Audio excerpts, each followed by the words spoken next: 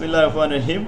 তাহলে আমরা 2022 সালের পরীক্ষা হলো এই মাত্র 2 ঘন্টা আগে। আমরা এটা একটু সলভ করে দেখি কোন কোন অধ্যায় থেকে অঙ্ক আসছে।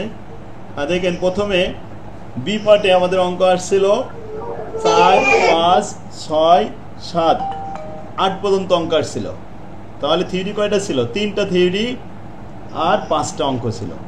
4 নম্বর অঙ্কটা আসছে 2 নম্বর অধ্যায় 5 নম্বর ফরম্যাট প্রবলেম 9 পেজ নাম্বার 86। এটা পারছেন সবাই? জি স্যার, এটা সাজেশনের ভিতরেও ছিল। জি স্যার, আলহামদুলিল্লাহ। দেখেন তাহলে আমরা 5 নম্বর এখানে দেখলাম 5 নম্বর ফরম্যাট প্রবলেম নম্বর 9। প্রবলেম নম্বর 9 একটু দেখে আসি।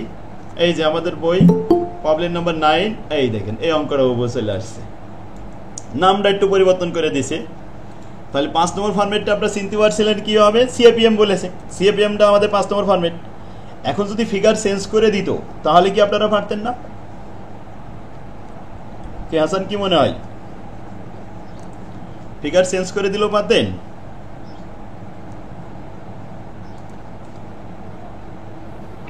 জি স্যার, কারণ আমরা যেভাবে বেসিকটা আপনার কাছ থেকে নিছি বা আপনাদের শেখানোর যে স্টাইল এইভাবে নেওয়ার পরে আমরা কিন্তু মানে এমন ভাবে এক্সপার্ট হয়েছি যে আপনার এইখানে যদি তারা কোনো বোর্ড প্রশ্ন বা তাদের নিয়ম ঠিক রেখে যদি কোনো প্রশ্ন ঘুরে যায় বা রিপিট করে, আমরা কিন্তু ওইটা মানে চোখেও বাজে না যে এই অঙ্কটা অচেনা এরকম কিছু। হ্যাঁ হ্যাঁ, তার মানে চেনা অঙ্ক ফিগার চেঞ্জ করে দিলেও আপনারা ক্লিয়ার একটা নির্ভুল অ্যান্সার করতে পারবেন, এরকম একটা কনসেপ্ট এটা ক্লিয়ার হয়ে গেছে। এইটাই প্রত্যেকটা অধ্যায়তে আসলে স্যার যে বইটা যে ফরম্যাটটা যেভাবে সাজানো, ঠিক আছে, তো এইভাবে মানে একটা চ্যাপ্টার ধরলে শুরুতেই বোঝা যায় যে এই চ্যাপ্টারে কি কি বিষয় অঙ্ক আছে বা আলোচনা আছে। পরে প্রত্যেকটা ফরম্যাটের আবার শুরু থেকে যখন আমরা করা শুরু করি আস্তে আস্তে প্রত্যেকটা ফরম্যাটের সাথে কিন্তু কানেক্টিং আছে, যে এক টেস্টেজ আকারে যে প্রথমে এইটা তারপরে এরপরে আরেকটা আপগ্রেড করলে তারপর আরেকটু এভাবে কিন্তু ভালো মতো আর কি বেরেনে গাছে। আর এমন ভাবে গাছে যে এটা যদি কেউ পরবর্তীতে চর্চা নাও করে তারপর ওইটা বেসিক নলেজের সাথে অ্যাডজাস্ট হয়ে যায়, যার কারণে পরে কিন্তু আবার ওইটা দেখার সাথে সাথেই মনে পড়ে। হ্যাঁ, এইটাই আর কি, যে কাঠামো দেখলে ফরম্যাটটা দেখলেই মনে পড়ে যে আসলে এই ধরনের অঙ্ক আমরা শিখছি, খুব সহজে নির্ভুল একটা অ্যান্সার করা যায়, তাই তো? দেখেন 5 নম্বর অঙ্কটা আসছে 5 নম্বর অধ্যায় 4 নম্বর ফরম্যাট প্রবলেম নম্বর 25 পেজ নাম্বার 280। 280 পেজ বের করেন, 5 নম্বর অধ্যায়তে যান। 25 নম্বর প্রবলেম, এই দেখেন 25 নম্বর প্রবলেম, এই যে এই অঙ্কটা দিছি। 25 নম্বর প্রবলেম, হ্যাঁ এক মিনিট, 25-এ ছিল 280 পেজে। আর এরপরে আসেন 7 নম্বর অঙ্কটা। 7 নম্বর অঙ্ক, 7 নম্বরটা থিওরি ছিল, 8 নম্বরে অঙ্ক ছিল। 8 নম্বর অঙ্ক সবাই করেছিলেন? 3 নম্বর অধ্যায় থেকে আসছে ট্র্যাডিশনাল অ্যাপ্রোচ। এটা দেখে তো মনে হয় যেন বই দিয়ে হুবহু দিছে একদম। অনেকটা সহজ। আলহামদুলিল্লাহ, এটা সব পারছেন, এই তো। এরপরে আসেন সি পার্টে। সি পার্টে আপনার 12 নম্বর অঙ্ক। এইটা আসছে 5 নম্বর অধ্যায় 4 নম্বর ফরম্যাট প্রবলেম নম্বর 12 পেজ নাম্বার 273। দেখেন এই 5 নম্বর ফরম্যাট থেকে বলছিলাম বেশি অঙ্ক দেয়, থিওরিও দেয় এখান থেকে, আর সব অঙ্কগুলোই আসে 4 নম্বর ফরম্যাট থেকে। কি 4 নম্বর ফরম্যাট? এই অঙ্কটা আপনার এই যে এই চ্যাপ্টার প্রথম যে ক্লাসটা নিছেন না, ওই ক্লাস যে দেখবে সেই পারবে। হ্যাঁ হ্যাঁ, ওই ক্লাসে ক্লিয়ার এগুলো বুঝতে হবে, তাই তো? প্রথম ক্লাসটা দেখলে ক্লিয়ার হয়ে যাবে এটা পুরোটাই। আলহামদুলিল্লাহ। 13 নম্বর অঙ্কটা আসছে দেখেন 6 নম্বর অধ্যায় 5 নম্বর ফরম্যাট প্রবলেম নম্বর 1 নম্বর প্রবলেমই হবো এইভাবেই, কিন্তু আমার এটা নাম লেখা ছিল নিউক্লিয়ার ল্যাবরেটরি। এটা 1 নম্বর অঙ্কেই দিছিলাম, পেজ নাম্বার। জি স্যার, এটা কোন হুবহু দিছে। জি স্যার, লিজের অঙ্ক 5 নম্বর ফরম্যাট প্রবলেম নম্বর 1 নিউক্লিয়ার ল্যাবরেটরি, এভাবেই নাম ছিল, ফিগার টিগার কিছুই চেঞ্জ করিনি, হুবহু এইভাবেই দিয়ে দিয়েছি। এটা পারলে 10 মার্ক।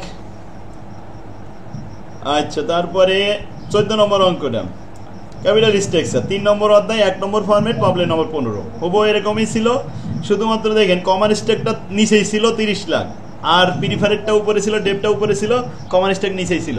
এই টোটাল যোগফল 50 লাখ টাকা। এটা পারছেন? জি স্যার। দেখেন পেজ নাম্বার 23 প্রবলেম নম্বর 15 3 নম্বর অধ্যায়তে আসেন।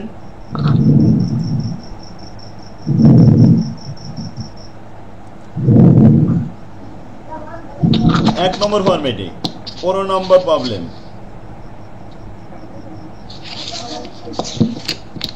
এই যে পেয়ে গেছি।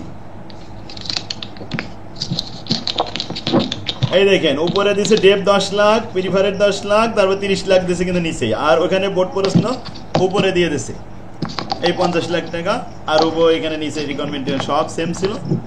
যাক, তাহলে তো অনেক অঙ্ক পারছেন। আচ্ছা, স্যার এখানে 5টা করছি, 5টায় 85 দিতে হবে, মনে হয় না কাটতে পারবে ইনশাআল্লাহ। যাক আলহামদুলিল্লাহ। আমি স্যার গত বছর স্টুডেন্ট, কত ভয়তে ছিলাম স্যার। খুব ভয় পাইছিলেন গতবার, এরকম অঙ্ক চিনতে পারেননি নাকি? না স্যার, আইডিয়া ছিল না, মুখস্থ করে গেছিলাম। ওই এক স্যার আছে যে শীট দেয়, নাম বলবো না আমি স্যার। না না, এই যে নাম তো বলেন না, ভিডিও ওইভাবে মনে করেন যে একজন মানে মানসিক ভাবে যদি প্রতিবন্ধী বানাই ফেলে একটা শীট ধরাই দিয়ে, তাহলে তো আর আউটনলেজে রাখা যায় না। হ্যাঁ। বা ফরম্যাট আকারে চিনতে পারি না যে অঙ্কের রেঞ্জ কোথায় কি। পরে যে স্যার এই ফরম্যাট আকারে এইটা শিক্ষাই মানে অঙ্কের যে একটা ভয় ছিল এটা কেটে গেছে। আমার বইটা পাওয়ার পরে আপনার কনসেপ্টটা ক্লিয়ার হয়েছে যে আসলেই কোন অধ্যায়তে কয় ধরনের অঙ্ক আছে, তাই না? এক তো স্যার ফুললি বই দেখে ক্লিয়ার, দ্বিতীয়ত স্যার ক্লাসের যে মানে আপনি বাস্তবতার সাথে মিলিয়ে যে একটা অঙ্কের যে সমাধান দেন, এইটা কিন্তু স্যার মাথায় গল্প আকারে থাকে, যার কারণে অঙ্ক দেখলেই মানে রিকোয়ারমেন্ট প্রশ্ন, তারপরে উদ্দীপক টাইপের যে মানে প্রশ্নের যে এডিশনাল জিনিসগুলো থাকে ওগুলো দেখলে মনে পড়ে যায় এমনি ছবি আকারে ব্রেনের মধ্যে। আলহামদুলিল্লাহ। হ্যাঁ, এটা আসলে আমি চাচ্ছি যে এভাবে সবাইকে যদি শেখাতে পারি, তাহলে এই ছাত্ররাই আগামীতে শিক্ষক হবে। আমরা একজন শিক্ষক অবশ্যই স্যার, এইভাবে শিখলে শিখান যাবে। হ্যাঁ, আমি চাচ্ছি যে আমি একজন শিক্ষক যাতে এরকম হাজারো শিক্ষক বানাইতে যেতে পারি, তাহলে আমার সার্থকতা। সকলকে শিখানো আমার উদ্দেশ্য। এই যে আমি অনলাইনে ক্লাস দেওয়া শুরু করেছি সেই 14 সাল থেকে, তখন কিন্তু মানুষ জানতোই না যে অনলাইনে ক্লাস দেওয়া যায়, ক্লাস পাওয়া যায়। তারপরে আমি কিন্তু দিতাম ওই সময়। দেখবেন আমার ক্লাসগুলো অনেক আগের থেকে, অনেক আগে দেওয়া। তার মানে এইগুলো আমার উদ্দেশ্য ছিল যে সহজে কীভাবে কমার্সটাকে ইজি করা যায়। এই অভিযানটা আমি প্রথমেই কিন্তু ইজি প্লাস, এই গাইডের নাম কিন্তু প্রথম আমিই লিখেছি, আমার বইয়ের নামে আমি দিচ্ছি ইজি প্লাস। আর সেই ইজি প্লাস নকল করে এখন বিভিন্ন কোম্পানি, অসাধু কোম্পানি করে তাদের বই। স্যার আপনার এই যে এই শেখানোর যে সিস্টেম বা এই অঙ্কের যে পার্সোনাল যে একটা নিয়ম, এইটা স্যার ইউটিউবে সার্চ দিয়েছিলাম, আরবিট্রেজ লিখে সার্চ করছিলাম, তো ওইখান দেখতে যে একজনে শিখাইতেছে হুবহু স্যার এইভাবে যে আপনি যে নিয়মে আরবিট্রেজ শিখান ওইটা। আবার সেও বলছে যে আমার এক টিচার ছিল, সে আমারে শিখাইছে। তো দেখেন, তাহলে ওই যে পদ্ধতি, সহজ পদ্ধতি, একটা জটিল পদ্ধতি, বিভিন্ন পদ্ধতি থাকে। আর আমার গবেষণা করে এই সহজ পদ্ধতিগুলো বের করা, সব যে ফাইন্যান্স, অ্যাকাউন্টিং, সমস্ত ম্যাথমেটিক্যাল। আরবিট্রেজ তো স্যার মাথায় ঢুকতো না কখন। আলহামদুলিল্লাহ। দেখেন এই যে 16 নম্বর অঙ্কটা আসছে 4 নম্বর অধ্যায়, 1 নম্বর প্রবলেম। তো এইটাও তো পারছেন, এই যে অল্টার মডেল 1 নম্বর ফরম্যাট পারছেন না? এখানে কিন্তু শুধু কমেন্টটা লিখে দিলে হয়ে যাবে। হ্যাঁ, যে কমেন্টটা লিখতে গেলে কি করতে হবে, এই যে 8 টাইম দেওয়া হয়েছে না প্রাইস আর্নিং রেশিও, এটাকে আগে কে এর মান বের করতে হবে। কে এর মান এবং আর এর মান তুলনা করে, যেহেতু আর এর মান বড়, কে এর মান ছোট হয়েছে, তাহলে অপটিমাম হবে dividend will be 0%, because they are greater than K, কারণ সেখানে আর গ্রেটার দ্যান কে হয়েছে, কে এর মান ছোট হয়েছে। স্যার আমি এই 0% বের করে পুরো অঙ্কটাই অল্টার মডেল হিসেবে করিয়ে দিয়েছি, তাহলে স্যার কাটিয়ে দিবেন না? কাটবে না, মানে আপনার প্রশ্ন বলছে শুধুমাত্র অপটিমাম পে আউট রেশিও কত হবে এইটা আপনি দেখান। জি স্যার, কিন্তু আমি তো পুরো অল্টার মডেলের নিয়ম ধরে, সূত্র ধরে করে আইছি। হ্যাঁ, তারপরে বলছে আপনি কি স্যাটিসফাই?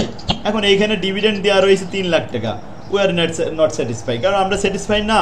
এখানে যে নিয়ম বলছে যে কে এর মান আসছে 12.5%, আর এর মান আসছে 15%, তাহলে তো অপটিমাম অনুযায়ী আমাদের ডিভিডেন্ড 0 দেওয়ার কথা। ডিভিডেন্ড দিয়েছে 3 লাখ, এতে আমরা স্যাটিসফাই না। ঠিক আছে, এইটুক লিখে দিলে বাস, গল্প আকারে একটু কমেন্ট লিখে দিবেন, এতেই 10 মার্ক।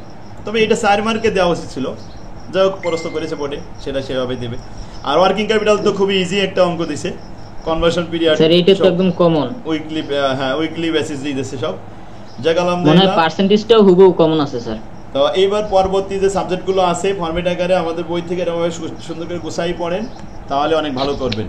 আর যারা এখনো আমাদের বইটা নিতে পারেনি, তারা যোগাযোগ করলেও দেখা আছে আমরা তাদেরকে পৌঁছায় দিতে পারবো খুব দ্রুত। আমার তৌফিক ইল্লাহ বিল্লাহ। আসসালামু আলাইকুম। তাহলে আর আপনাদের আর কোনো মন্তব্য আছে হাসান সাহেব? জি স্যার, মন্তব্য বলতে স্যার এই যে আপনার যে বইটা আর এই যে সেখানের স্টাইল, এই দুইটা কম্বাইন করে যদি কেউ এটা ধরে রাখতে পারে, তার মনে হয় না আর কোনো কিছুতে বাঁচবে কোথাও। যাক আলহামদুলিল্লাহ। ঠিক আছে, তো সবাই তাহলে ভালো থাকেন। আল্লাহ হাফেজ। আসসালাম।